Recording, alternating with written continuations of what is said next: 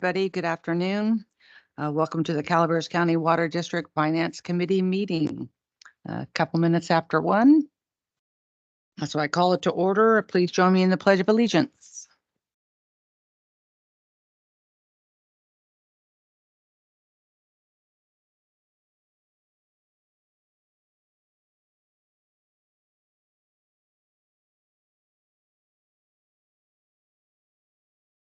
All right. So at this time, we have public comment. Comments limited to 3 minutes per person. Hello, Francisco. Good afternoon, and I'm not sure if this is the right time to bring it up because you all are going to be discussing the mid-year operating and capital improvement progress operating budgets. It's related, and I can wait for that time, but I just wanted to put a marker in about the relationship between pages 28 through 39 of the Calaveras County Water District Cost of Service Study and the results of operations as they relate to budget actuals. Okay, we should probably have them do that when we get to that item, Michael. Is that correct? Okay, thank you, Francisco. Is there anybody online that has a public comment?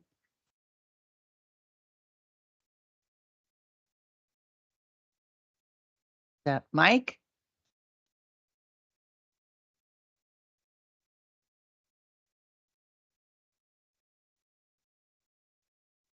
So no public comment online. All right, so we're going to, well, let's approve the minutes of the meeting from December 19th, 2023. You okay with those, Bertha? All right. So do we need to go through the all in favor kind of a thing? Yes, all in favor. Okay.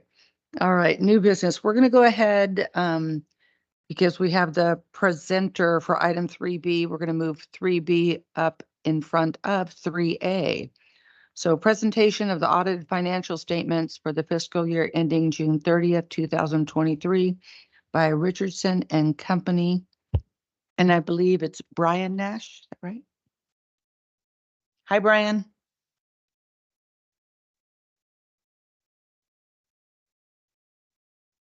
Can you hear us? Yes, sorry, I Okay. had my mic off. Good afternoon, how are you? Good, thank you. So you should have 3 items that I'll go over. The audited financial statements. There's a what's called a governance letter. You'll see that right underneath the header, and then there's a management letter. The governance letter is a letter of required disclosures to a governing body under audit standards, and the management letter is a letter of just recommendations, things that we've noticed during our audit. I'll cover all of those in my presentation. I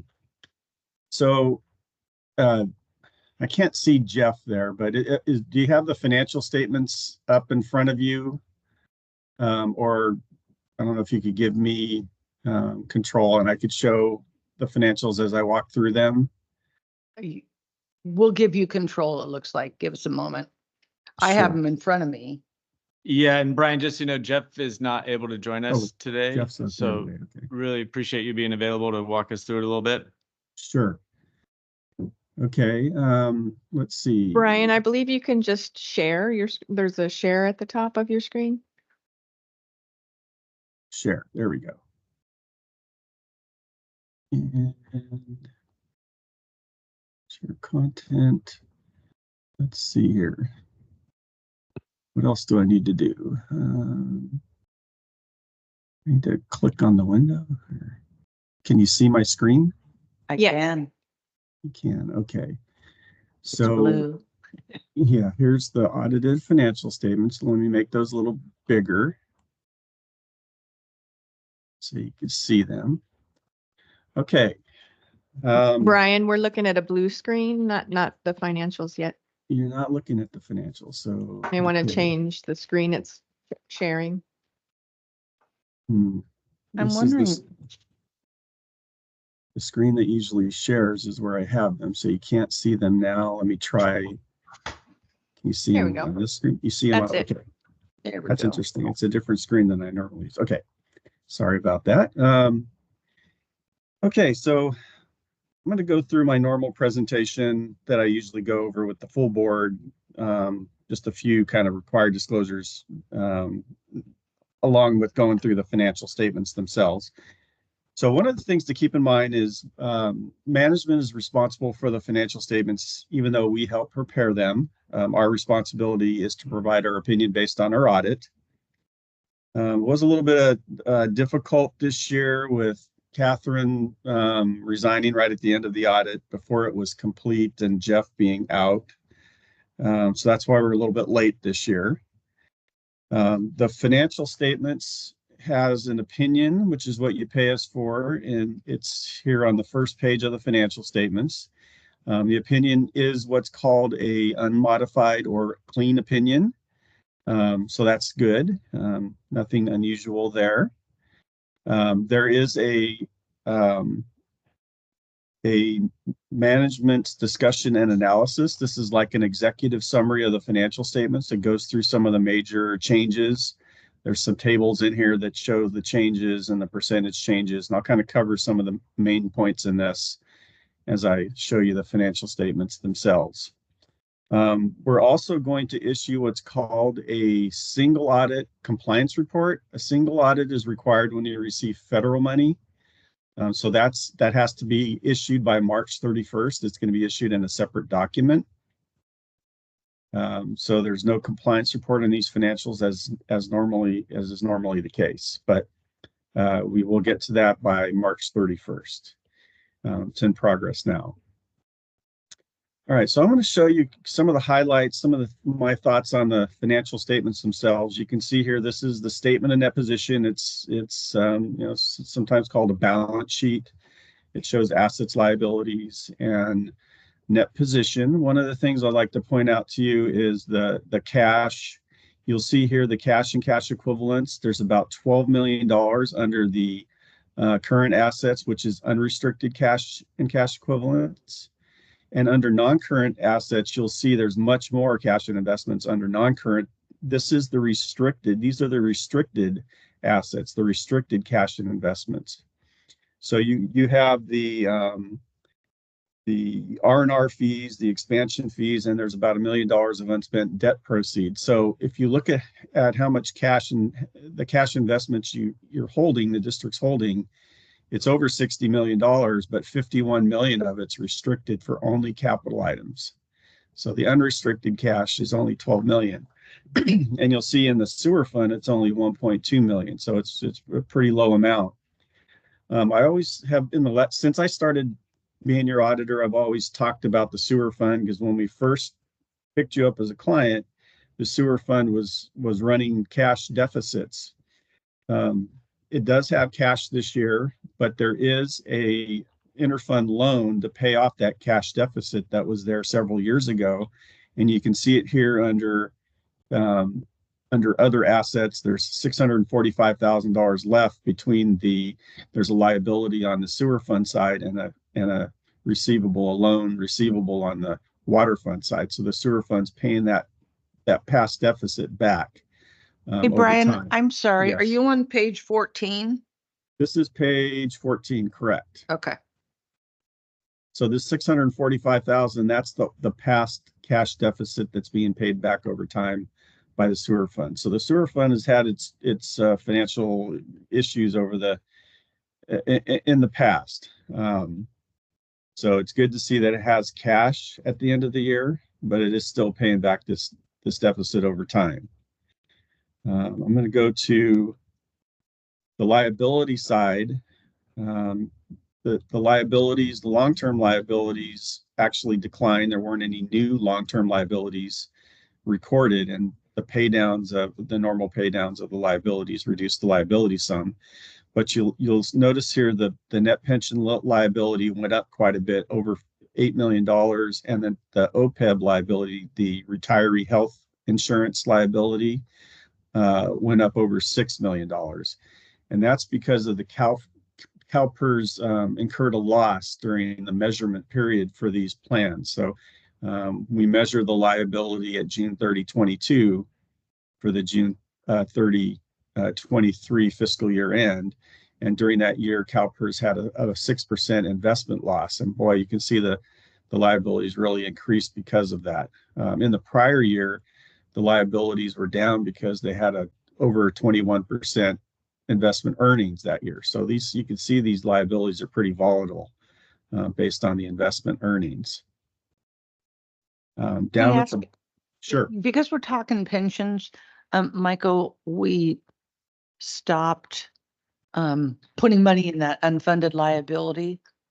Is that we did still do that in the 22-23 fiscal year. Was this the I first think year what that you we might have? be referring to is the OPEB contribution.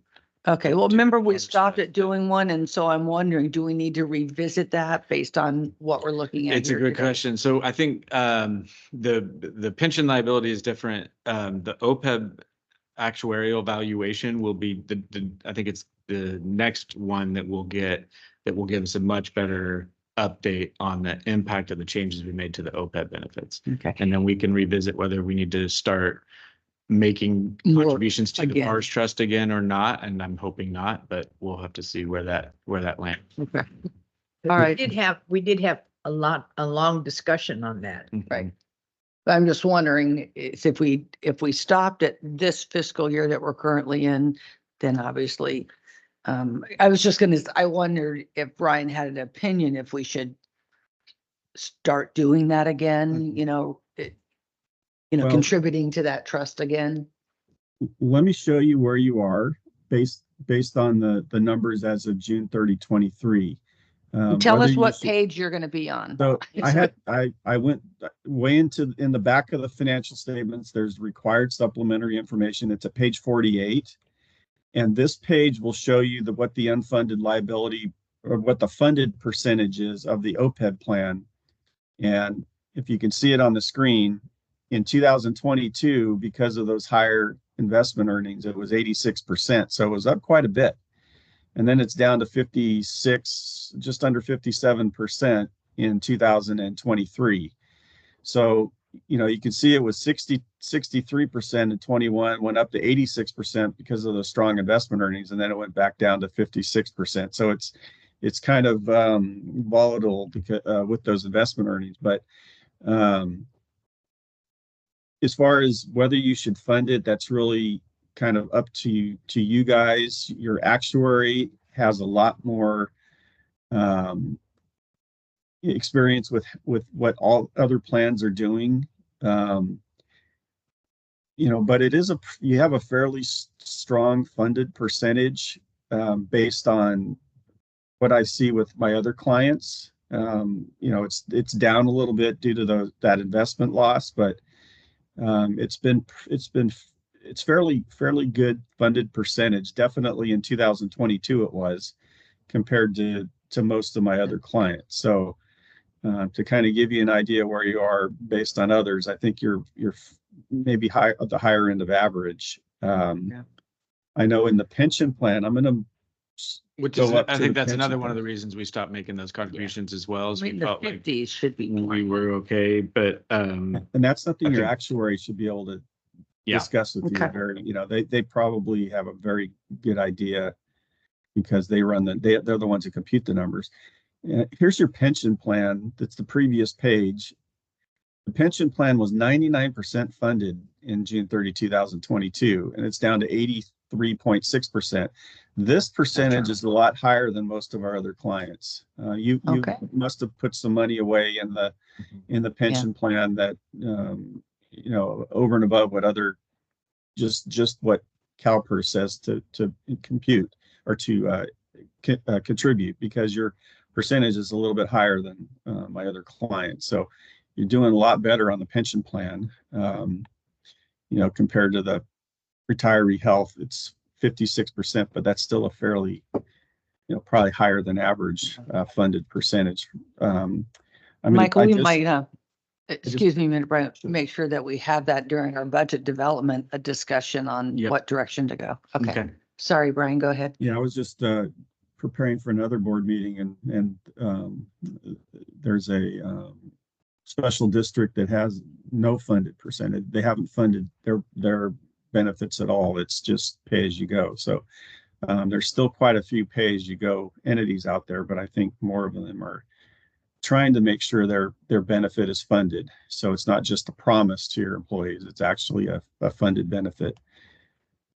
So I got a little bit off track on my presentation. I'm going to go back to the statement of deposition, but I'm glad you asked that question. If you have any questions, definitely stop me and I'll cover the high points of what you're really interested in. So one of the things I look at is where you are on unrestricted net position. Now I'm back to page 15. Okay, thank And you. you can see that the water fund has a positive unrestricted net position and the sewer fund is negative. It's not uncommon for governments with pension and post-retirement healthcare benefits liabilities to have a negative net position. Those are long-term liabilities and they make this number negative even though you don't have to pay it currently. So, just because you have a negative doesn't mean you're in financial hardship. You can see there's about $4.5 million of pension and OPEB liabilities that get paid back over time that's contributing to this negative, along with there's some debt, $11 million of debt. That cash, though, that I mentioned, it kind of gives you an idea where you are. If you look at the current assets, there's $3.6 million of current assets. This is the previous page 14. And then if you look at current liabilities, 2.7 million. So you really only had about $900,000 of current assets exceeding current liabilities. And if you compare that to your expenses, the expenses, depreciation is a non-cash expense. You back that out and you're still over $7 million of expenses and you only had $900,000 of cash on hand. That's not a very high percentage of your expenses on hand. If you had any unusual expenses, the sewer fund's not in that great a position to fund that. The water fund is in a little bit better position. If you go back and look at the current liabilities, 4.3 million, current assets are 14 million, and that's a larger percentage of its expenses. And so basically what's happened in the past is the water funds help subsidize the sewer fund if it had any issues. And I know you're looking at all of this in your rate studies and you have a consultant that you're looking at all of these issues, but that's I just wanted to point out what the financial statements are showing. What they're showing is that the sewer fund's a little bit tight on funding. The water fund's a little better. The Government Finance Officers Association is the association of all the finance directors in the country, and it talks about funding, having some reserves. It's important to have some reserves to protect against unfunded or unexpected expenses or delay in collecting revenue.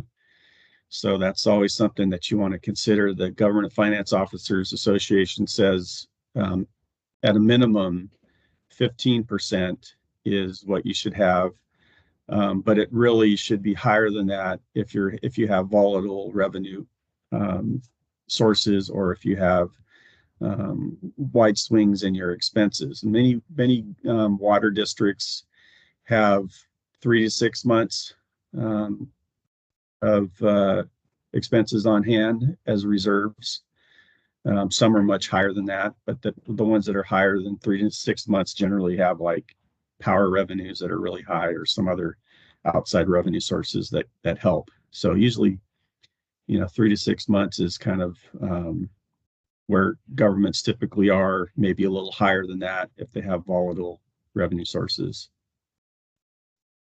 Okay, so that's the balance sheet. If you look at the income statement, the other thing to look at here is your the net income change in net position.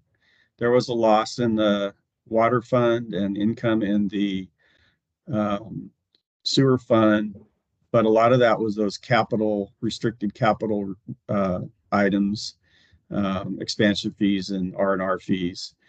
Before that, there was a loss, but once again, this loss has the non-cash depreciation contributes to that, and unfunded pension and OPEB contribute to that. Those balance sheet true-up entries that are non-cash contribute to these losses. So it's really not that bad from a cash standpoint. Okay, so from a cash standpoint, the statement of cash flows shows you did have a decrease in cash and cash equivalents during the year. But a lot of that is because of your capital spending. If you look at your operating activities and your non-capital, you're pretty close to break even there. Sewer fund is a little bit better than break even. All right, so that's the balance sheet income statement. There's the footnotes. You do have custodial funds. Those are some special assessment districts that the district accounts for. So that's for other governments, basically, not the district's money. So I'm going to mention that briefly. In the footnotes, it'll show all of your accounting policies. This is the cash investment footnotes. You'll see all of your investments that you have, 63 million in total cash. But if you look up here, 12 million of it is unrestricted. The rest is restricted. I'm going to show you quickly your fixed assets. You did have quite a bit of fixed asset additions, and the management's discussion and analysis does a really good job of listing out the projects that are in process. The corporate yard, Ebbets Pass, Redwood Tank, West Point backup water filler project, the Copper Cove lift station, Force Main bypass. So lots of projects in process that have contributed to that capital spending. Long-term liabilities, nothing really new. A little bit of lease liability for some vehicles. Lots of pay downs. So in total, the liabilities decreased. There is a schedule that shows future payments.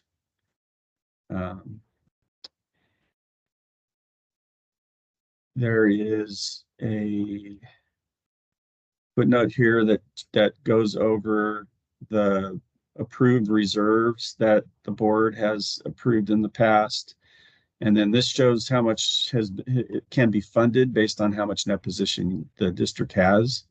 So it shows 9.7 million of approved reserves for the water fund, 1.5 million for the sewer fund, and I'm on page 36. But there's only about $3 million of net position, so really only the emergency reserve and a little bit of the water resources and FERC reserve could be funded, and the rest really you have to wait until you have more resources. You might have that in cash, but you also have liabilities offsetting that cash. And then sewer fund has a deficit. And Brian, you said that recommended is 6 months? 3 to 6 months is typically what I see in most water districts. I think our reserve policy is 3 months. Yeah, we so have you have a 90 90-day days. reserve here. Yeah. Mm-hmm. And knowing you said a higher amount of your volatile revenue collections, I don't think we. Yeah, have that, so do we? I think what he's saying there is like, if you're an agency that has a much larger portion of your revenue is based on hydropower and it swings with the water year and with the energy market, you might have a higher, a larger reserve to Set aside. mitigate those swings. Gotcha. We have power revenue. It's not a huge portion of our budget and it doesn't fluctuate a whole lot. We have, fixed. And so Royalty. pretty stable is what you're saying. Yeah, fairly Correct. predictable. Mm-hmm. Yeah. So that 90 days is, I mean, in a perfect world, I'd love to see Yeah. it a little bit higher, but we're having a hard Not time right funding now. our reserve targets as it is. So, mhm. yeah. Okay. Okay, so there's pension and post-retirement healthcare benefit footnotes that go into the details, all the assumptions used. I'm not going to spend a whole lot of time on that. Usually if I do, everybody gets a little bit Glazed over. I Glazed do have a over on that. question though. Michael, Sure. when we made the change to the pension, when do we do that? We made the change to OPEB, not the pension.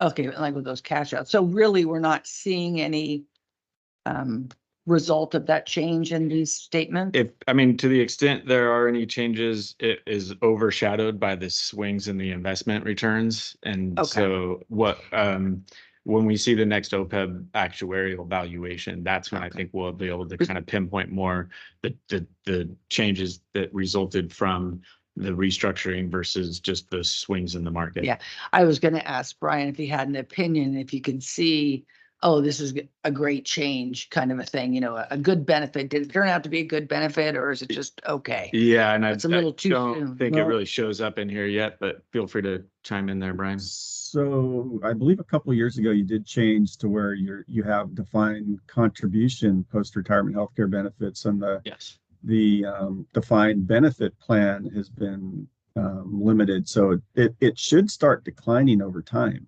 Right. So, if you're not going to be contributing to it, I think there will be just attrition that will reduce the liability over time. The swings in the investments will happen. There's really nothing you can do about that. But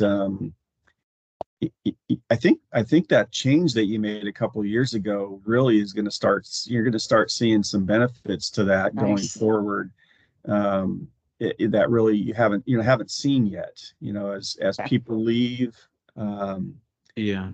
and as people pass away and no longer need the benefit, you'll start seeing the benefit of the change from a defined benefit plan to a defined contribution plan. So that's one ace you have in your pocket Right. when you're And talking Good. about OPEB.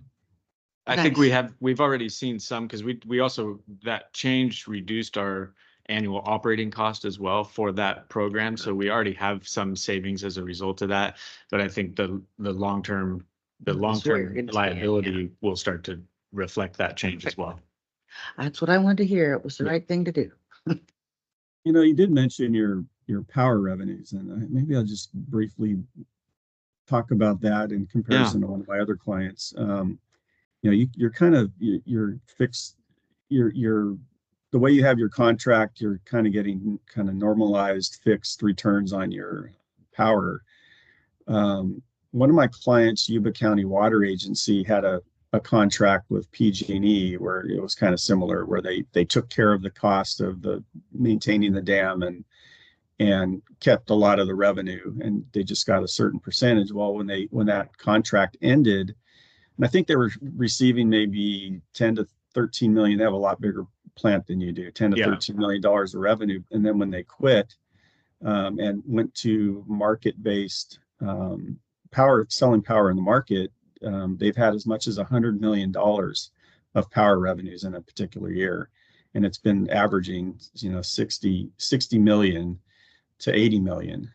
Yeah, they have. So, they that's have. something you definitely want to look at when that power contract's up. Is We've what do you wanna do we've with talked that? to Yuba extensively about their transition. They have unique circumstances for a water agency, so they're able to generate a lot more revenue from power as well as from water sales as well. Our project will become more valuable to us in the future at the end of this license term, and we're working on that already. But it's not going to be the cash be that. machine that Definitely no. Yuba But has. Yeah, so but that is something to we're look we're at. working on generating more revenue from the projects, but it won't be as valuable as Yuba's for sure. Definitely not. Yeah, but it's just that difference in the percentage, the revenue percentage increase in the revenue market versus a fixed contract is what I thought was interesting. Yeah. Okay. So I'm going to kind of briefly go through the footnotes. There are deferred compensation plans. There is a new accounting standard that says we have to disclose your defined contribution plans and deferred compensation plan. And I was surprised to learn there's 6 plans. There's 3 401A plans and 3 457 plans. And so there's a footnote that goes through those and what the contributions are. And I just wanted to mention that briefly. We worked on that this year, spent a lot of time on it, especially with your human resource director. So there's a commitment footnote, shows all the projects you have in process. The biggest ones are the West Point, Wilseyville, and the Copper Cove. So these were the contracts that were in place where you hadn't spent the money yet at year end, 14.9 million in total. Let's see, there's subsequent events. There's a grant and a contract for Copper Cove that was disclosed as a subsequent event. So you already covered these, but these required supplementary information pages show a trend that's going to be 10 years in total. It shows the trend of the funded percentage right here, this line of the pension plan.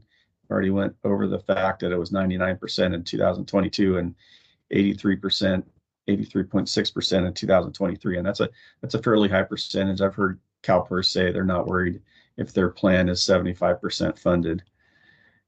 And then the OPEB plan over time, it shows where you are. And, the thing that's going to start happening in this is your service cost is going to start declining. You can't really predict what's going to happen with the investment earnings, but your cost side is going to start declining with the change that you've made in your plan. So, and it's just a comparison of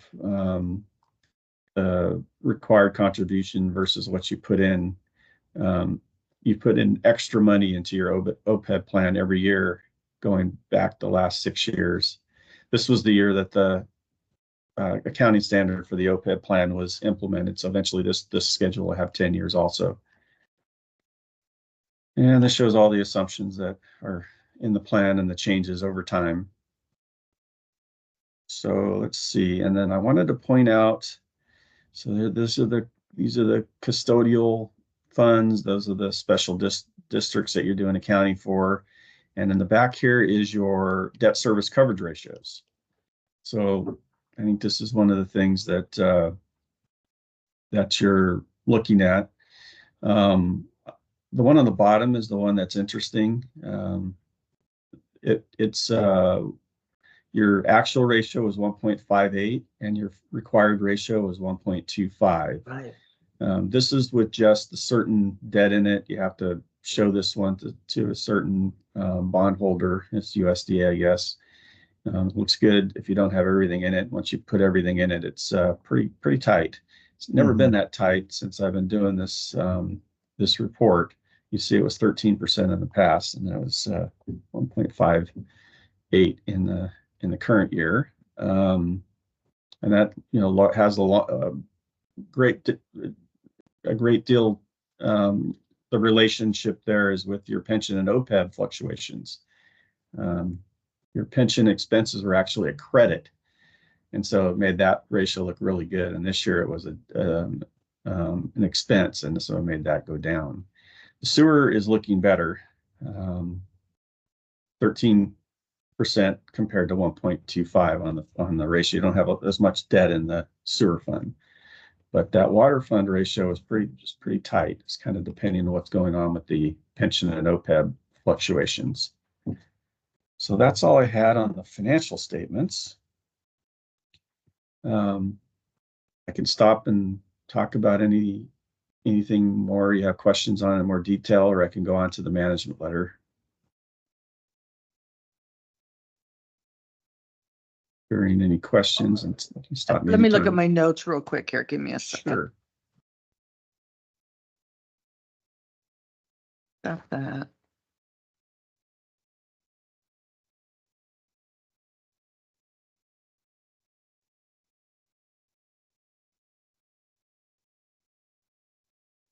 Bertha, do you have any questions? No. Okay. All right, we discussed the pension stuff.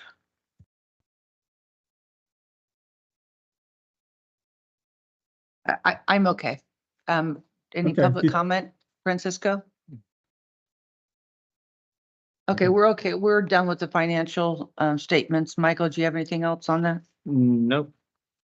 All right, Okay. Couple things on the management letter, just like to Perfect. mention, one of the things that we have in the management letter, we did have quite a few audit adjustments. We helped redo the lease liability, liability and asset numbers a couple of times during the audit. It kind of took a lot of time. So, that's an area that we consider that to be a significant deficiency. That's the lower level of the two levels you could have. You could have a material weakness, or you could have a significant deficiency. A significant deficiency is a deficiency that could result in a error that's less than insignificant. So we're reporting that. It's a lot of work to do for one person. That Catherine was the one that was really helping us, doing all the closing entries, preparing for the audit. It's like a second job, and it's a lot of work for one person to do. You're pretty big and complicated entity with the two different funds plus the custodial fund accounting that has to be done. It's a lot of work for one person to do, and the number of adjustments we find kind of is related to that. I know your budget situation is a bit tight, but if I had to, my observation is most entities your size would have an extra kind of significant accountant helping the person that's the main one helping on the audit. So it'd be like a county manager and a senior accountant type of situation. You don't have that. So it's kind of difficult for one person to catch all those closing entries preparing for the audit. He's not aware of our situation. I just want to say right now that I did not prompt Brian to say that. Because Brian, what you may not know is we have done that just in the last few months. We were aware of that issue as well. And so we created a second accountant position in December. Of course, but we didn't know. Yeah, we did. And then unfortunately, Catherine took another job elsewhere in January. So even though we had two accountant positions, both were vacant or still are vacant. And so it's just been a process of filling those positions. But the two new accountants both of them start tomorrow. Great. So we're very excited about that. But I appreciate, we also recognized that we had a bandwidth issue that that really needed to be addressed. And so we're moving in that direction. Okay, great. All right.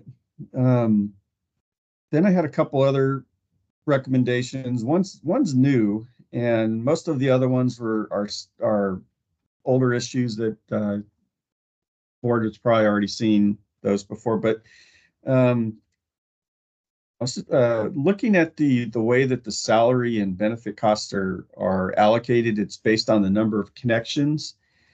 And, I believe there's probably some employees that work on maybe just the treatment plant that may really be, one fully working on one of the two funds.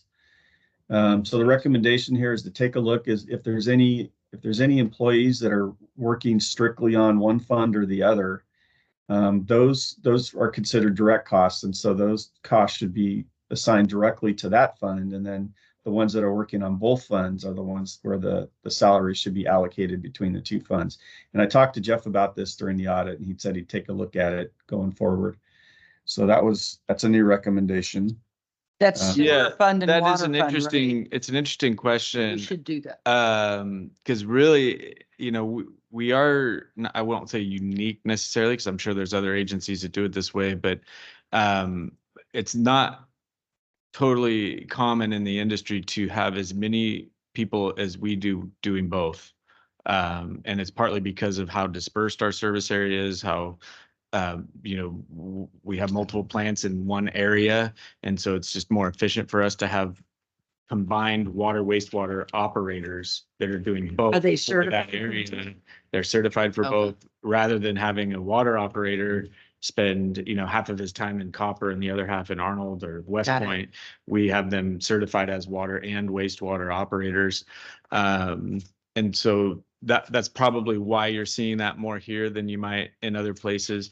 And then we do have other staff, field staff in particular, that they spend a majority of their time on water or wastewater, but all of them are expected to respond if we need help on the water side and it's a collection crew member, or if we need help on the sewer side and it's a distribution crew member. So there really is a lot, the majority of our employees, and even, I was thinking about water resources, even they are involved in regulatory compliance on the sewer side as well. So it would be, I guess, Brian, a question for you would be, because we apply the same ratio to each employee currently, I believe. Right, And so even if 2773. all of our employees have some water and some wastewater, would you recommend actually looking at each classification and adjusting the ratio depending on how much time they're spending on each fund? Well, you've got an allocation method using the number of connections with the assumption that the time they're spending is pretty much related to the number of connections for each service. Yeah. What I was really getting at is looking at the ones that are really, working on one or the other exclusively. And I was thinking, in my mind, I'm thinking sewer treatment plant. Maybe they're not working on water really at all. So to have 100% of your salaries being split based on the number of connections, maybe that's not exactly the best way to do it. If you have some that work 100% on one or the other, I would split those out at least. And then maybe the rest of it's reasonable to split that way. And if you wanted to do a time study to make sure that that's reasonable, that would be a good thing to do as well. Do a time study to see if that split based on the number of connection is appropriate. So have them spend, when they're doing their timesheet, make sure that the two departments are split and the time they're putting down on their timesheet is between the two services, and then look at it over a period of time and see if that percentage does look reasonable. Having an allocation base for something that's not a direct cost is definitely reasonable. The number of connections definitely does make sense on the surface. If you dig down into the numbers and it's not reasonable, then maybe you should do something different for salaries. I think, if you're in a situation where you have like a city where they have so many different functions, they have to keep their time on their timesheet based on each entity, and then each pay period, they're posting their salaries to each fund based on where they spent their time. The simplified method that you're using may be perfectly fine. Yeah, we've look never at done it to that level of precision, but I can't think of any employee at CCWD that doesn't at least have some involvement in both water and wastewater. Even our Okay, collections well, crew members have a water distribution license, and our distribution crew members have a collection license. So it certainly isn't, we apply that uniform ratio to everybody, and that is an oversimplification, I'll admit. But again, unless we went into each classification and tweaked it based on their involvement on each fund, which would be an administrative challenge. What would the benefit be on our financials for doing that? I think it would just be a more accurate reflection of how much of our labor is drawing on the water fund versus the wastewater fund. I think it would I think the way we do it right now, from our perspective, it's probably going to end up there or close to it. Even if you have some employees that are 90% water, and you're going to have others that are 90% sewer, and so we'll probably end up somewhere close to that 73-27 split. I think there was a time study done at the beginning of the last rate study, and it came out to be really close to those percentages. It's just, maybe take another look. You're getting ready to do another, rate. You're working on a rate increase, I believe, or, rate study. It might be a good time to just take another look at it. It's probably been 4 or 5 years since you've done that. Maybe it's a good time to take another look at it, just to prove out that what you're doing does make sense. We actually just completed completed our new rate study, so that those new rates went into effect in September. And we talked about it during that process, and I think from our perspective, unless we were to add the additional administrative tracking mechanisms to get a deeper level of precision, which, there's a cost benefit and trade-off there. We stuck with the same ratio that we had before, but Right. it's definitely, I'm glad you raised that. It's a good question and something we should look at as we go forward. So it's good. I was assuming there'd be a few employees that were 100%, working on a treatment plant that only work on that. Sounds like that's not really the case, and that makes me more comfortable. When I wrote that recommendation, that Jeff was out, so I didn't have a whole lot of time to talk to him about that recommendation. He did kind of say it was, he can take a look at it, but it does make me more comfortable that it sounds like there's not some that are 100% direct to one or the other. So that percentage probably is fairly reasonable, and just kind of looking at it, doing a time study and see if it makes sense. It's probably good practice to do once in a while, just to make sure you have support for what you're doing, because those are two different rates. So those rates that are set are based on expenses that are assumed to be correct, and so the rates correct. The rate is based on those expenses, so those expenses are assumed to be correct, and that would prove it out. So something to take a look at. Okay. Okay.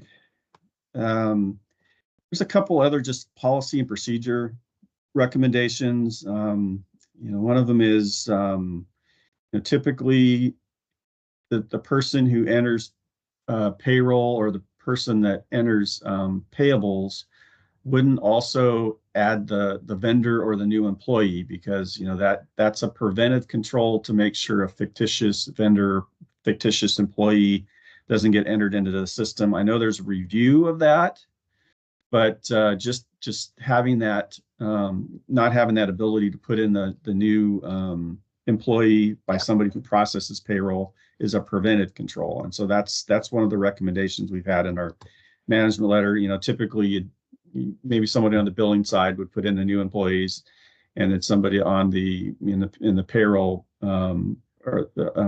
may put in payables, the new vendors. Somebody that doesn't actually process those, just switch it up. Excuse me, can I ask a question? Brian, you had that same statement in Previous audits. Yeah, in previous audit letters, or management letters. And so have we not even addressed the point? Yeah, it's that one hasn't been addressed. There's been a lot of turnover and a lot of reasons, I'm sure. You know what? But thank you, Brian. In regards to the recommendations, what I'd like to ask Michael to do, because it looks like Jeff did put in a response to those. Yes, And, but the fact is, Cindy, it keeps being brought up every single year. So, and we kind of touched on that a little bit. I have with Michael a little bit already, but what I would recommend is on this, for the meeting on the 13th, Michael, is like, and it's on the agenda item portion. Brian, I don't think you can see this, but it says the finding number 1 explains about the entry of new employees, and under the corrective action, and all the corrective actions, I find that they're really, you don't explain what the plan is, what you've done, or what you already are doing to correct it. If you could just edit these to a little bit more detail. Sure. For like, we know what that you're currently using ADP, but you plan on using Tyler, we're implementing July 1 or whatever, a little bit more detail of your plan of attack to fix these. Because a lot of them were also in the previous year's audit. And I think if we had that, I have a lot of information on that, a lot of questions on it, but I talked to him before the meeting, and I think if we just do that at the next meeting, things might be a little bit clearer as what our response will be. And we don't have to ask so many, Okay, take and so so much that time, means, yeah. that means that Brian won't be addressing that. Right, but all his Yeah. responses is to do, his job is to let us know, and it's our job to fix it, and hopefully at the next audit, you won't have any recommendations. That would be the goal. But I think that's a perfectly fair request. We'll work on that between now and hopefully, we'll have Yeah, some for the additional 13th. detail in there, but so Yeah, the agenda packet will go out the end of next week, and so we'll try to beef up Right. those responses. and if you don't have a plan, then you say, we don't have one, but I'll bring back something at the meeting on whatever, Yeah, right? Set yourself that And we will time do frame, that the deadline. periodic check-in on the management letter at the finance committee Yeah, in future months as well. Yeah, So all of these other ones, they're not new. So like you said, they were in the Right. previous year, so you've heard these before. And I think Jeff didn't give me his response. That might be nice to see.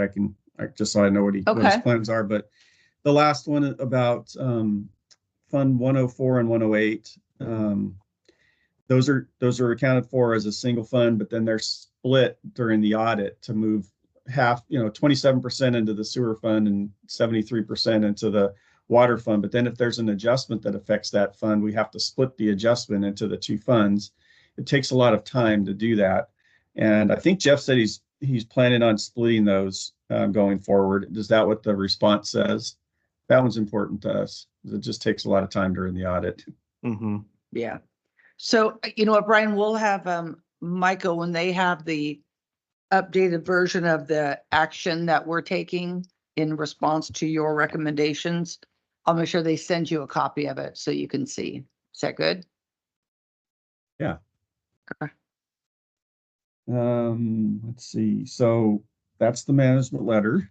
Looks like Jeff's already responded. That's good. And then just the last kind of required disclosure, what's estimated in the financial statement. So the fair value of the investments is an estimate. The allowance for uncollectible receivables is estimated. That you really don't have too much of an issue there because you can lien properties or turn off the water or the service. The qualifying expenses used for grants, the grantors can audit those expenses and come back and say, maybe those shouldn't have been a charge. So that's an estimate. The depreciable lives for capital asset, the discount rate used for leases. So there's a lease payable, and we use a discount rate to discount the stream of payments back to the present value. So that's an estimate. And Brian, my understanding is that one took a lot of time this year as well. That's a Yeah. newer requirement. And I It's a new think one. if I understand correctly, there are some software programs that can streamline that and make it a lot easier. Is that your understanding as well? there are some software programs, yes, out there that our clients use, and I could do a survey and recommend some that Jeff can take a look at. Okay, we'll see if we're switching to our finance software this year anyways, but it may not cover Maybe it that has to. function. So we'll see if there's something else we need to add, because I think I heard about it from Catherine. that way. And there's a new there's something called a GASB 96 Governmental Accounting Standards Board Statement number 96. That's subscription, so software. So if you have any software that goes into the future that you're in a contract that you can't get out of, or it's reasonably certain that you're going to continue on with software, we look at that and have to record that as a liability. So it's a similar computation to leases. We looked at it this year and there weren't any currently, but maybe going forward there could be. And so that would be similar to the lease accounting. Typically, the software can handle both the lease and the software accounting because it's very similar. Does GASB just sit around and think about ways to make our life more difficult? I mean, who Yes. are these people? Yes, it does. Yes, it's university professors and people who really don't work on audits Right. or accounting. So they come up with all kinds of things. There's still quite a few future standards that we have to look at. There's one on compensated absences, and you can see in the footnotes there's a description of future accounting standards that we have to implement. One is compensated absences. We have to look at that. That's the vacation, sick leave, PTO liabilities. we're gonna have to look at that going forward. But yeah, they're always coming out with new things. Let's see, the other two estimated items are pension and post-retirement healthcare benefits. Those are both based on actuarial valuations, but those are estimates, as you know. So that's what I had in my presentation. I would like to know if you plan to have me come to the full board meeting, the next board meeting, or if the finance committee plans to make a recommendation to the full board without me having to do a presentation to the full board. Either way is fine with me. I'll defer to the Great. board on this. I think it would be valuable to have you there because I think a few of our other directors are going to have some questions too, especially in Okay. Jeff's absence. But I'll. I was just saying, I didn't think we need to, but if you think so, then do it. You know, I mean, some of them, you sometime, well, Yeah. anyhow, whatever you decide, you guys work it off Mhm. offline. I And- think, and Standard procedure has been that Brian come. To the Yeah, full yeah, board, right? full board. And so he'd be doubling up this time a little bit, but like I said, in the absence of any accounting staff Uh-huh. that were Yeah, it might involved be in the good. audit, Yeah. it might be good to have him there to answer questions from the. Okay. No problem. So That's you'll not be a here. problem. I will be there. So what's the date of the full That's meeting? March 13th 13th. at 1:00. Okay, make sure it's on my And you calendar. could probably move it to the beginning as well. Yeah, we'll do that first. Really appreciate that, Brian. Okay, And it was a very nice presentation. Thank you. It was okay, good. good. Glad Nice glad seeing you, liked it. Brian. All right, so I'll Should we do public comment Stop before he sharing logs here. off? Yeah. I think? Francisco, did you have any comments for Brian? Okay, thank you, Brian. Have a good Okay. evening and we'll see you next month. all right, thank you. Bye-bye. Thanks, Brian. You know, Mike, I think a lot of it is going to be about the management letter and the responses and how you respond. I think it's a And- good point And that to you me, made, and that's, I think we need to Mhm. improve Yeah. that part of the report. yeah, just give us, and then a timeline of when that expects to be done, kind of a thing too, I think is important. Okay, where are we? I'm so organized, I can't find anything. Actually, I'm using the board packet of the finances from our meeting Wednesday, so I got to keep going back and forth to this one. Okay, here we are. That was very good. Answered my questions. So now we're going to move on to 3A, the report of the monthly financial reports for January 2024. And in the, And you know what? give you I a don't- heads up, in the absence of any accounting staff, I'm going to do my very best to answer any questions but we may have to take notes and follow up on some stuff. Was that included in the package, the agenda package from Wednesday? The financials. Mhm. Yeah, The those. financials were not in the board packet. They were just in the finance. Okay, well then packet. I didn't even look at those. Did you look at them? Do you have any questions? Like, can we move them? Oh, you're so awesome. Well, cause I had all my notes from Wednesdays.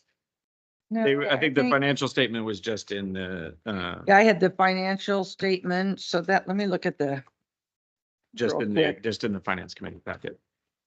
yeah, because the other one had the monthly investments. It didn't have the transaction. So I apologize, but I didn't look at it. But if you want to go through and answer, or you, It's kind of annotated the way we've been doing in the past. So I think any I know it does pretty well explain a lot. in there. The one thing I will point out that jumped out at me is the non-operating revenue table on page 3 of the financial statements.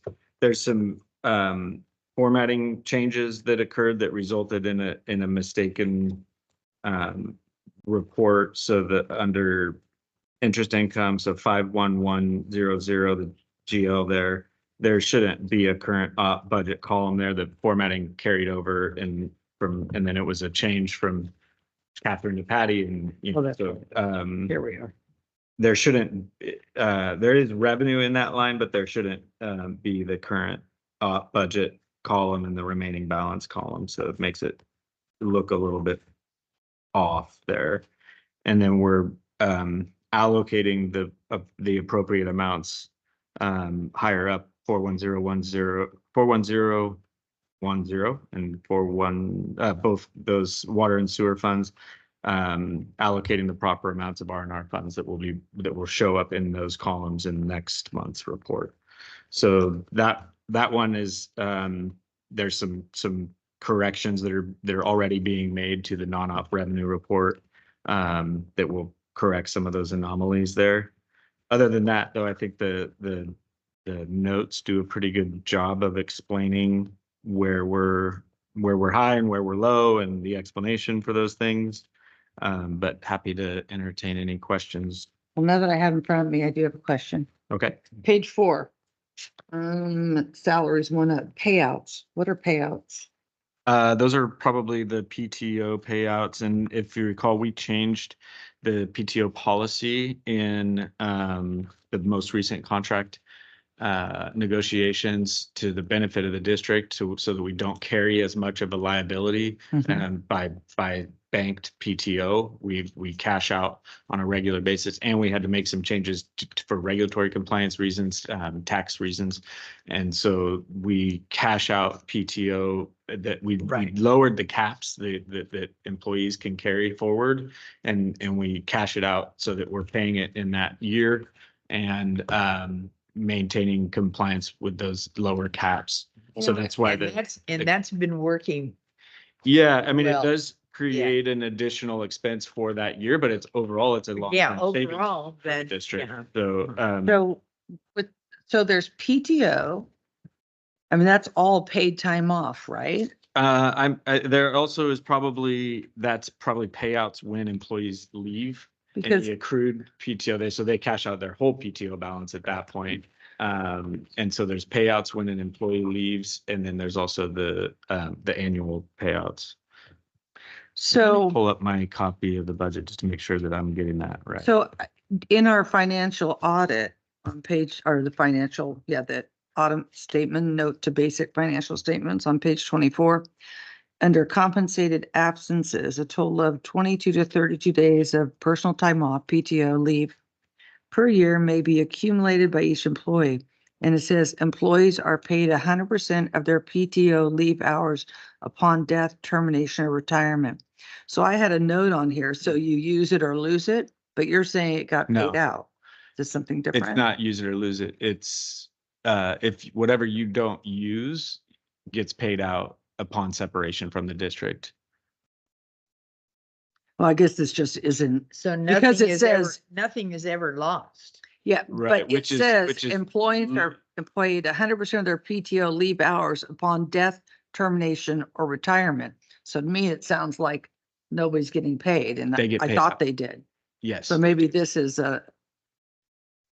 yeah, and then it goes on to say the liability of compensated absences recorded and blah, blah, blah. Anyhow, I just had that question, because I thought there was a payout, but I There read is, this yeah. as there isn't. Okay. So every year, it seems like it in December, they get paid out.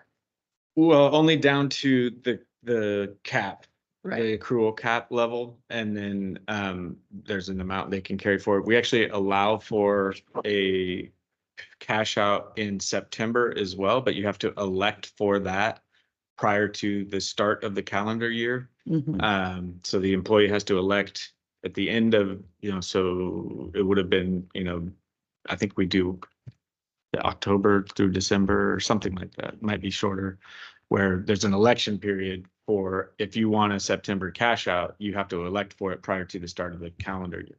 Oh, that's good. And then you can have a cash, The because some employees. For the want to do fiscal that. year. The calendar year. It's all, because this is their IRS regulations and they go by calendar year. It'd be helpful if it was fiscal year. Right. Because you can budget for it. So, well, by having them do that, we can budget for it because we know what the expense is prior to the start of the fiscal year. Oh, good, okay. Yeah. Because it's and done so- in December. then I Yeah, get so that. those are changes that we had to make, again, partly because they were beneficial to the district, but also partly for regulatory compliance issues. And so. Yeah. I think it is working out well, even if you're, what it throws it off a little bit is you see year over year from before the new contracts took effect, the year over year payout GL looks higher. but it is actually decreasing the long-term liability. And so I think and we're paying out at that year's rate versus a future year's rate. Whose job is it to, handle that projection or? Fine. That's HR's. They know what. I mean, they're it's HR working with finance, but that's primarily HR. So since I have my thing in front of me, I do remember looking at this at some point. So I have some questions, but I asked you if you wanted to go first. No, that's okay. Okay, so I'm just looking at, and I probably know the answer to some, so. The goal is 58%. I see like some of the items are at 77%. Uniforms was up there, I think, wasn't it? On some of these lab supplies, are we not done buying, but we did a bigger purchase? And that's why it's a little higher in the interest rate or in the percentage. We bought more, and so maybe this month there won't be any. Yeah, so some of it It's is kind of a some of it is thing. based on just the timing of the expenditure. Right. There's that's other what I'm things like the looking for. laundry Yeah, service that's- and treatment That's what plant, I'm looking for. chemicals, things like that, where the cost has just gone up again. Gotcha.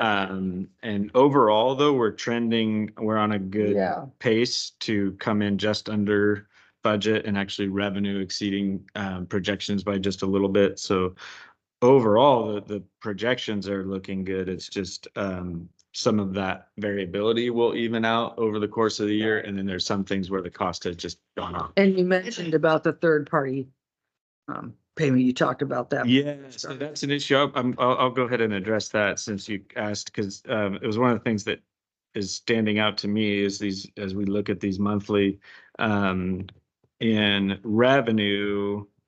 So if you look at, where does it? Page 6 is what I'm looking at. 399%.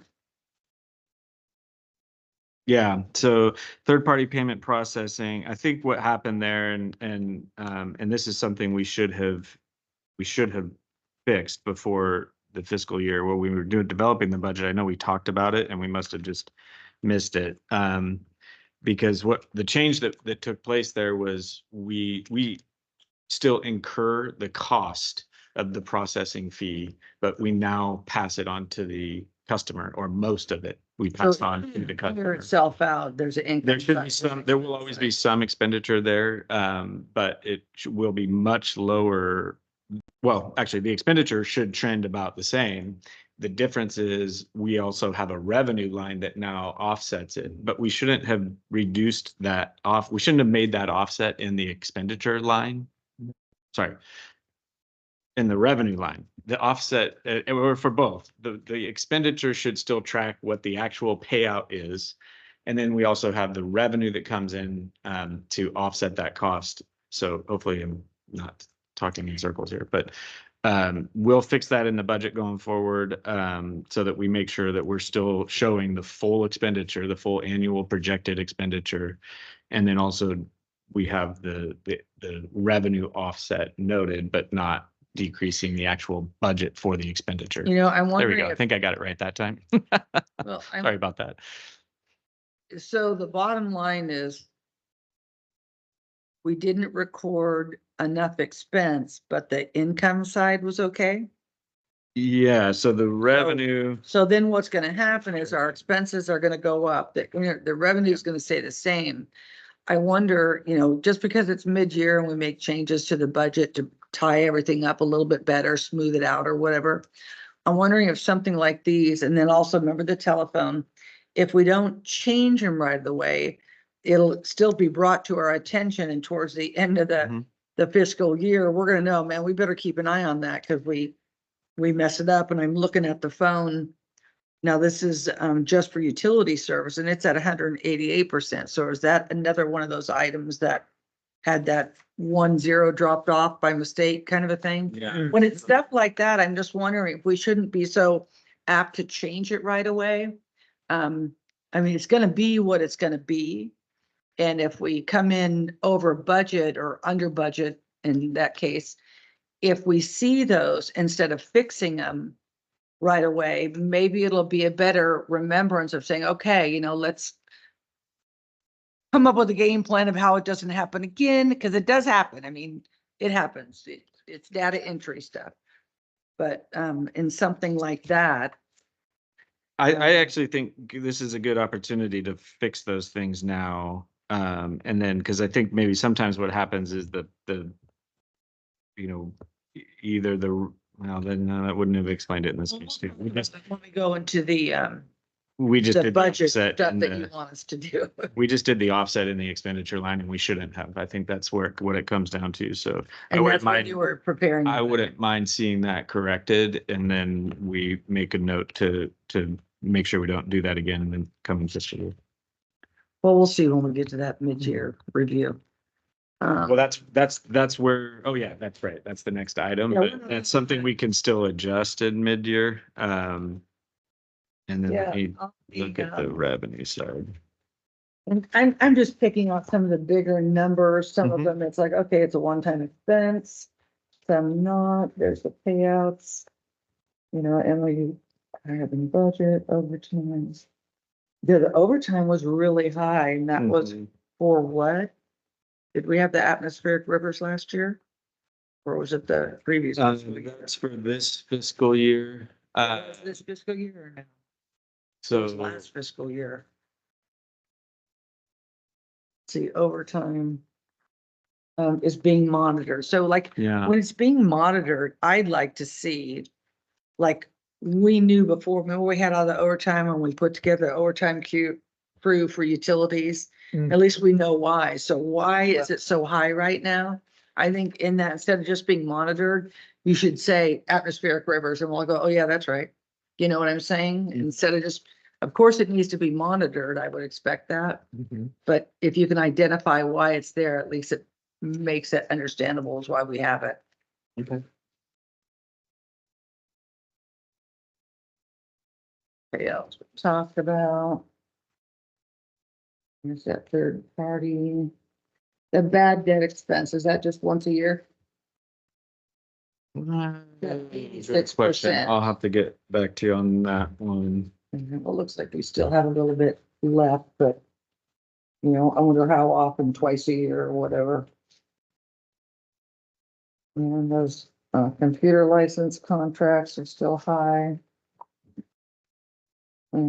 Yeah, those Access will- to those parcel will quest trend was down. added to the water resources, financial concern water. So like how you said, okay, well, we added parcel quest, so put this over. So that's a little helpful.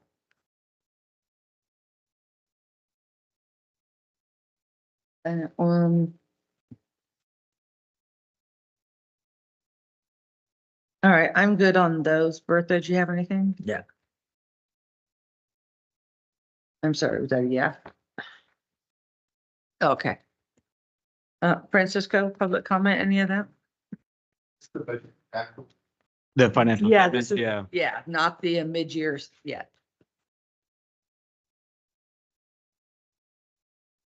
And tell us what page you're on if you're referring to any of that. Well, so as I mentioned earlier, I'm trying to reconcile the projected budgets and the numbers that were used in the cost of service study in the categories that they're shown.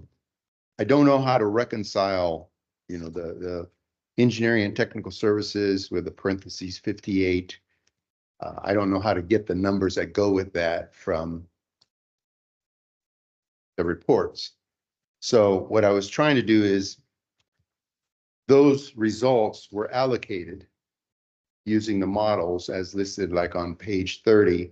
They allocate non-departmental utility services, power and chemicals, general management, board of directors, engineering, technical services, administrative services, and water resources. And they all get allocated to account services, meter capacity, delivery, peaking, et cetera. And the numbers that were used to develop those ratios and those percentages came from the projections that were produced in the study. What I'm trying to do is compare the projections to what we're actually doing. What are the actual expenses? Because the projection said the best we can do right now is think that's what we're going to spend.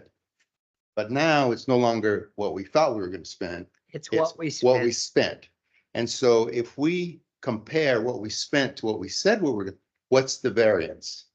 And what's the impact? You might say, well, it may be material or it may not be material. So since all of these numbers go into creating a rate, if you spend more than you said you were going to spend in your projection, then that rate would have been higher, right? But that rate isn't higher. So you're going to be under collecting to cover that cost. If you spent less than what you said in that category, then that rate is going to be over collecting. And so my question is, what's the variance? And what's the impact? If the variance is material, what happens to that variance? For example, let's say, hey, we didn't spend as much as we thought, et cetera, et cetera. We still build what we said we were going to build. So we have an overage. Where does that overage go? Does it go to reserves? Does it go to other expenditures? Or does it go back to the ratepayers? I don't think it goes back to the ratepayers. So, But so that's what I'm trying to reconcile. And my question is, can we have Excel copies of these tables so that we don't have to Yeah. type forever? Because like I said, there's 10 pages just for the water side. Mhm. And all of those tables are already in existence somewhere because you printed them. And it would be great if we could look at, all right, if instead of plugging in the projected staff developed 2023, 2024 expenses and plug in the actuals, what would the rate be? So we are tracking, I mean, when you look at, especially this first year, the budget is very close to what was used to develop the first Right. year of the rate study. So when we're looking at, I mean, we don't do that reconciliation back to the cost of service study on a monthly basis. We will do that going forward as we develop next year's budget. But when you look at this year's overall, where we are year to date on expenditures and year to date revenue, that is reflective of what the projection was. I understand. At the top level, Yes. you might be 99, you might have said, we're going to spend 100 million and you spent 99.8. The breakdown though, but whether it's, base rate, consumptive, those things are not, we don't do that on a monthly basis. Right. That's Right. that's where that's where the devil is, as it affects the ratepayer. Mhm. Because as those components change, it would have affected the overall cost of service rate. So since it's not affecting it in real time, because it's fixed for the rate period, you're either over collecting or under collecting. Well, it wouldn't have, unless we're way off in terms of the revenue that we're collecting, it wouldn't have changed the overall revenue generation. It might have reallocated some of it potentially from one class of ratepayers to another, but it wouldn't necessarily have changed the amount of revenue that we needed to collect. So if I wanted to kind of bring up this subject when we talked about the mid year adjustment, Sure. because part of my talking when we get there was what Francisco's saying. I want at mid-year, I was going to recommend you insert where you are today in that model that we have and bring that as part of the discussion at the next meeting.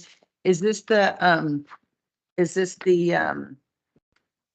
expenses that you're talking about? You want the detail on? Well, This is the one that I have from September 13th, I No, I believe. think he's talking about because the way the base rate is determined and versus the tiered consumptive rates, there were different expenditures that were included in each. Okay, You yeah, arrive at those numbers depending on the meter category, and there are Yeah. all sorts of okay. things that went into the structure of that rate. And so I think what he's asking for is a check-in on those, the breakdown, not just the overall expenditures and revenue, but the actual that. breakdown of the rate structure and checking in on that, which we don't normally produce a monthly report on that. But we should at least quarterly, I would Quarterly. think. but Yeah, I can The tell next you, finance meeting, probably maybe? will not have that by March 13th. It would be. I understand. What I'm volunteering for, Michael, is if I had the models, if I had the Excel spreadsheets, I know how to do this. I've done it in my career. It's not, it's not something that requires a PE license. But I don't have the actual spreadsheets. And I can certainly sit there and plug in all of these numbers by hand, but it would be a lot easier if I just had the Excel spreadsheets. And, I could offer it as you guys can use it or not use it. But I think it's important, especially with the kind of reaction we're getting out there for the rates. If we don't consider look, we're looking at ways to reduce at least reduce some of the negative PR that we're Yeah. experiencing. And not just that, it's like, we need to know, are we on the right projection for Well- being able to do what we want to do, projects wise and everything? Well, that's why, I'm surprised that the operations report doesn't produce an actual, here's the number of 100 cubic feet of water we treated. And then the building department says, here's a number of 100 cubic feet that we billed for. And then the model says, should have built this one short, or you're over. How come we didn't talk about that particular, what you just said in our external relations? Because I think all that information is readily available. Is that right, Michael? It's not as straightforward as Yeah, that. not readily. Okay. Trust me. No, I've But asked already. even, well, either way, that would be an interesting way to see that. But, can we have sort of what he's asking for? Because I want to monitor it also. Are we high? Are we low? Where are we at? And I'm not saying, okay, we're going to give a refund or anything like that. I just want to see how well we are performing in relation to how we arrived at the rate increase. We've, So, and you guys have a built-in 5% escalator on almost everything. right, And so we things- should be, Things are not gonna universally increase that way, and I Yeah, understand. that we don't have a 5% escalator on everything. We only had the 5% escalator on salaries and benefits, and then we had different escalators depending on the category of expenditure, but they're mostly lower than 5%. so on the They're other, all- right. on the other thing, could he do a public document request? He may not be able to get it in Excel, but get a copy of what you use, that breakdown. I mean, Excel would be awesome. That's in No, the, It's that's in the. it's all in the rate study. It's just. a matter- Everything's in. Oh, it's all in there. It's just a matter of. So is there a reason why we couldn't let him have a copy of Excel? Yeah, I mean, we generally There's don't no, release the drafts because until we publish it, it's a draft. And but this isn't a draft anymore of what he's asking for. You want right, the, so but the PDF version is what is no longer a draft. And so Okay, well, the risk that we run by doing that is you kind of duplicate reports that may or may not be reflective of what CCWD generates. And I'm not saying Yeah. anybody's trying to be malicious here at all, but we generally don't release the draft version for that reason. Okay. So that we know So- that what's published, especially looking back historically, if there's multiple copies of the same report floating around for the same time period, it might get confused Yeah, people as to. and I hear what you're is saying. produced versus other. I hear what you're saying, and we don't want that to happen. However, if you send them the PDF version that was out there, you could convert it to Excel for I the know. most part. I know. So, That's in the finance committee. but that's not what he wants. but he can convert the That's not PDF, what can't he you? wants. I understand I can convert it. There's all kinds of software that says, make this PDF an Excel spreadsheet. But all the models have all of the formulas and all of the stuff that goes, when you Oh. plug this in, it calculates that column. You have to. I repeat it. understand. Okay. And that's why I'm saying, if I'm using the same tool, then I'm getting the same results that you would. Now, clearly, if I want to manipulate them, you wouldn't pay attention to me. Right. But So, so that's a piece of analysis that, I would think that it's critical to the next cost of service, because a layperson would have a difficult time walking through all of the allocations and different categories and do this and includes that, and it changes names all over the place, and you can't come back to this meeting and say, all right, we should have spent 2.4 million and we spent 2.1 million. you have to go, let's see, Right. you'll never create it, Yeah. Yes, Can I go back to, yes. the group that performed or, came through with our rate study? Yeah, Wouldn't that be a kind of a question that they should be able to answer? yes, they said they gave you the model. You have the model. They have everything you need to recreate that rate Right. case. You all have, because you bought it. No, it came with the, Yeah, it's because I part of the remember, deal. and we were supposed to be using that model around this time prior to doing the budget for next year, because I remember asking for it. We wanted that done so we could see where we're at. It's a matter of saying, copy, send. Mm. But I'll talk to some of to Michael and some of the I- other board members to see I if they can't get it come from up the with anything. consultant because y'all own it. And Mhm. as a ratepayer, I can ask for it. You can say, well, here's the PDF. And I say, I already have the PDF. You published it. It's the actual model that makes life easier for all concerned. Mhm. Because right now, it's going to take a while to do all the calculations, because I got to look at the budget. You gotta hunt and peck for You know, everything. and then, okay, well, which account and which goes where, and and you've already done all that. So that was my comment. Thank you, Francisco. Maybe, Michael, we could talk about that offline and Sure. see if there's something we could do. I would like to see that information. And I know being short-staffed, I mean, Yeah. we can- everything we're we can going through, generate how the do we? Information, I don't think we'll have it by the 13th, like I said, but, we can work on, and we were planning on. How about doing maybe that for the as April during meeting? Budget development as mean, well, so. You're bringing new staff on, so I know that's gonna be kind of hard, but I want to see that. I want to see how we're performing based on what we raise the rates. And I think the other board members would too. And it's Yeah. it Okay. Gives us good information. we'll try and work on that, Francisco. So now where am I at?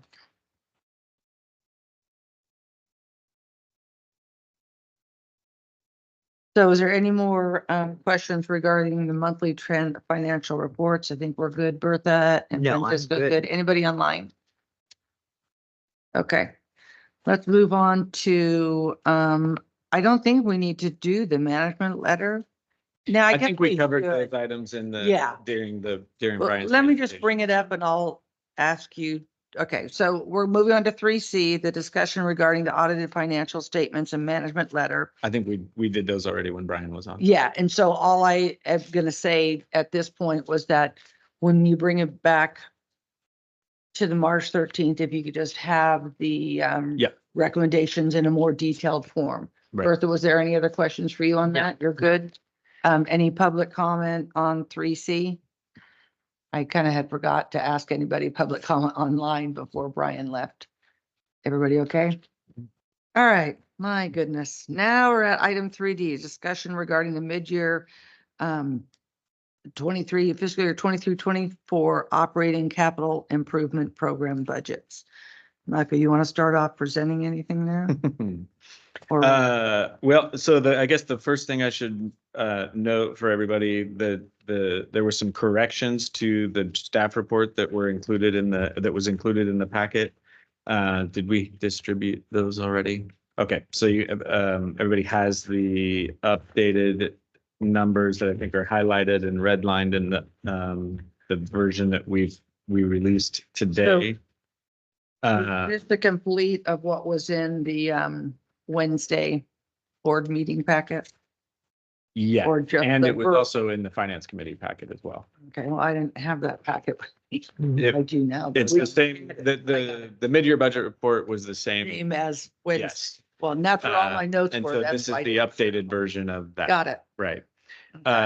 So we walk through in here, some expenditure increases mostly on the capital outlay and capital in the CIP budgets. I think one of the things I'm going to look at potentially changing between now and March 13th is because if we look at our CIP expenditures year to date, some of the other projects are well under budget.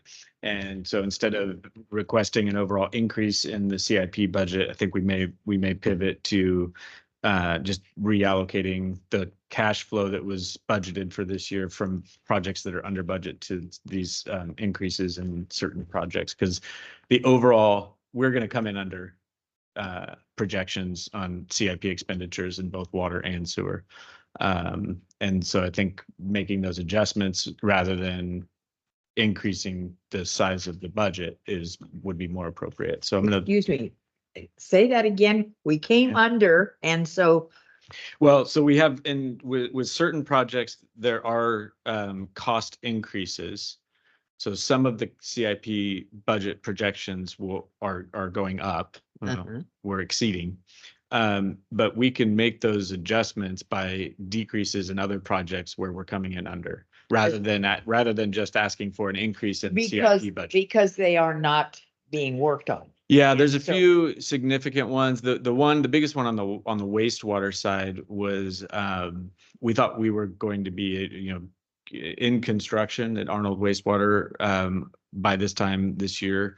But what we found was it may be a candidate for grant funding. And so we had to slow the process down. We didn't put it out to bid when we thought we were going to, because we are holding out hope that we'll be able to bring in some grant funds for that project. So we had budgeted expenditures for that. That's just one example. We budgeted expenditures for that project that we're not currently seeing. We do have some expenditures for that project, because there's some engineering and some additional environmental review we have to do in order to qualify for the grant, but not construction level expenditures. But make sure you're not mingling the operating portions of maybe highs and lows coming in with the CIP highs and lows, correct? No, we're just talking about the CIP budget here. Yeah, But I think it yeah. is still a good question, because there are different sources of funds for each of these projects as well. So you can't necessarily just move funds from one project to another unless it's coming from the same source of Right. funds. So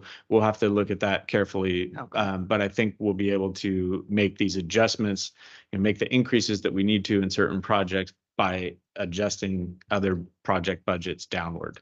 What makes you optimistic about grants? About what? About grants?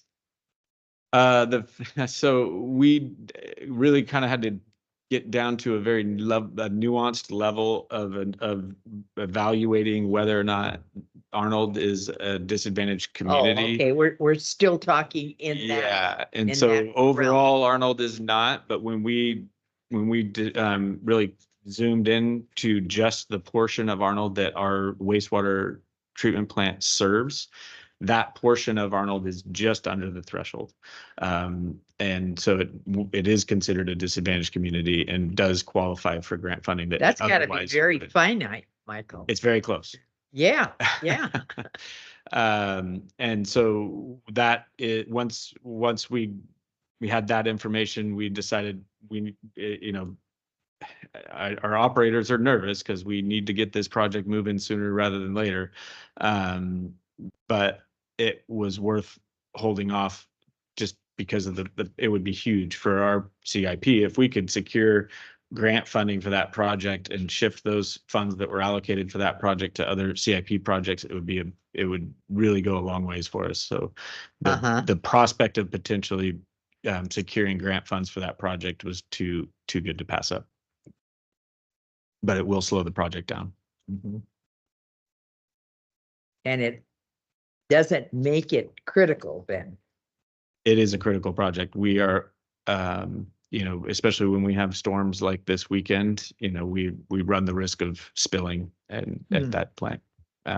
We haven't used that word in a long time. Which word? Spill. Oh, we have at Arnold, unfortunately. Well, yeah. It's a critically needed project, no doubt about that. Oh, okay. So that's why I say the operators are not happy about the delay. And but again, it was just if a little bit of delay gets us a grant to fund the project, we're gonna have to get by. Take them.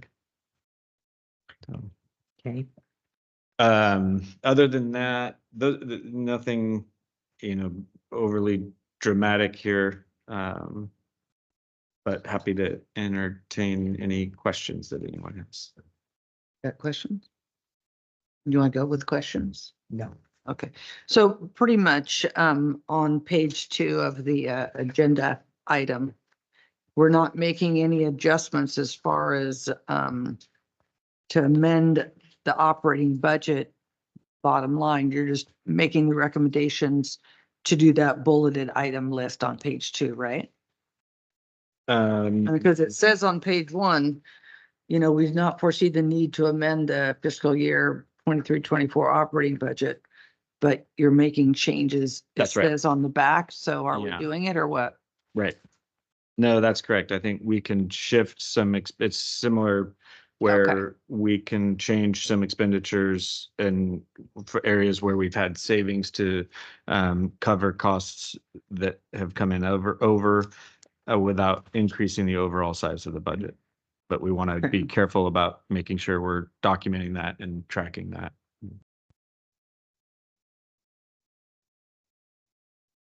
However, you want a budget adjustment for the CIP, Well, that's or you want to the bring back. a way little this bit was more presented information? initially, but I think we'll take a look at that again between now Okay. and the 13th and see if we can make those adjustments without increasing the overall size. Yeah, of the because CIP. then you would have to agendize that. Right.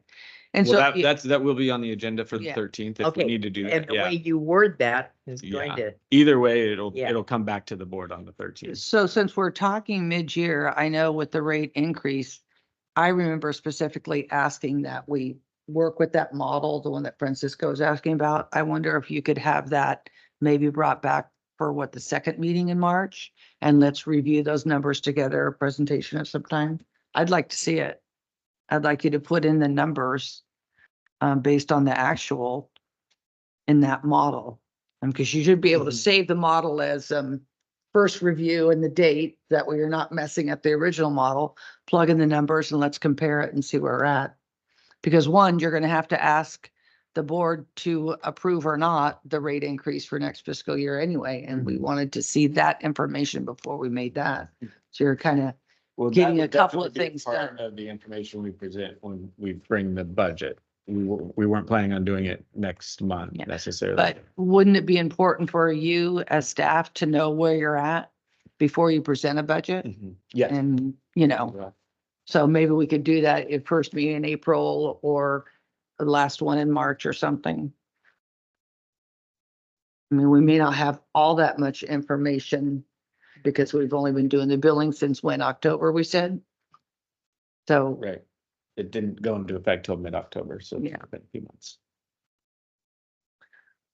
okay, Francisco or public comment? Anybody online with public comment regarding the mid-year operating capital improvement budget? All right. So moving on to 4, Director of Administrative Services comments. He's not here, He's not Michael. here. We'll just go to General Manager comments. So excited for tomorrow. Oh, yeah. Unfortunately, I have to be out of the office again tomorrow, but it's probably a good thing Yeah. because otherwise I might hug our new accountants as soon as I see them, and we're not supposed to do that. Who's gonna be working with them? Patty? Tomorrow, no, we really have to keep Patty, we have very limited who's gonna hours with do the her. and orientation? It'll be Kelly Richards and Stacy. Oh, perfect. Yeah.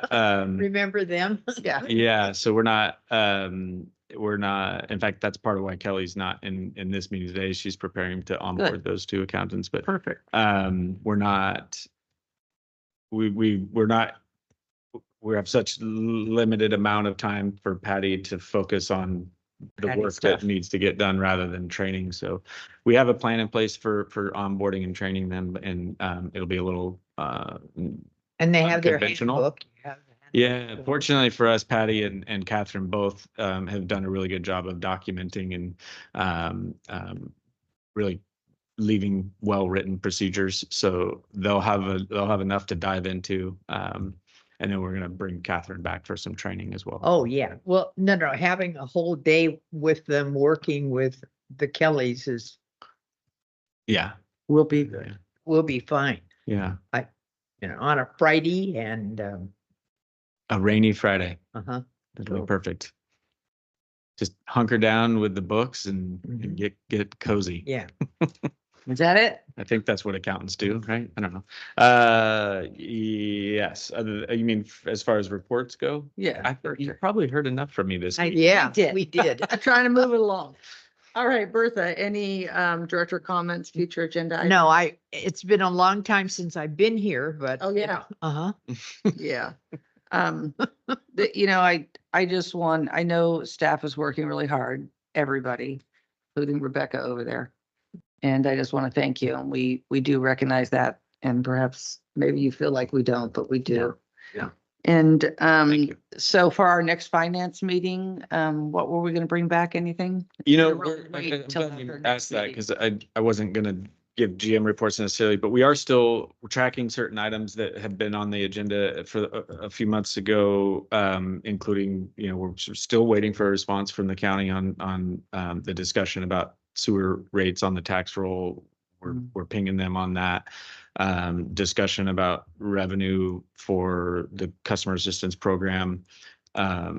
And there's a couple of other items that I can't recall off the top of my head, but we do have a few pending items that we will be bringing back to the finance committee that are aside from the financials. And if I think of something, I'll get a hold of you afterwards. I can tell you actually, now that I think of it, I'm glad that this came up. Late notices. So late payment notices are going out.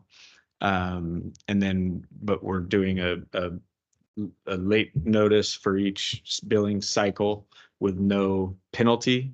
And then the next billing cycle for each will reimpose the late fee. Well, I wonder if, Our delinquencies have gone up significantly and we're not collecting the late fee that we used to, that would hopefully decrease the delinquencies and also cover our administrative cost for processing that. So I think that's something that we've held off a long time, but is important for us to reinstate. So we'll bring that Okay. back to the finance committee.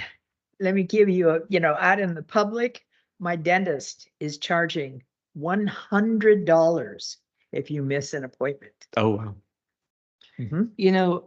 there are some things I've been writing down of what I'd like to talk about at some point, and so I'll get together with you Sure. on those.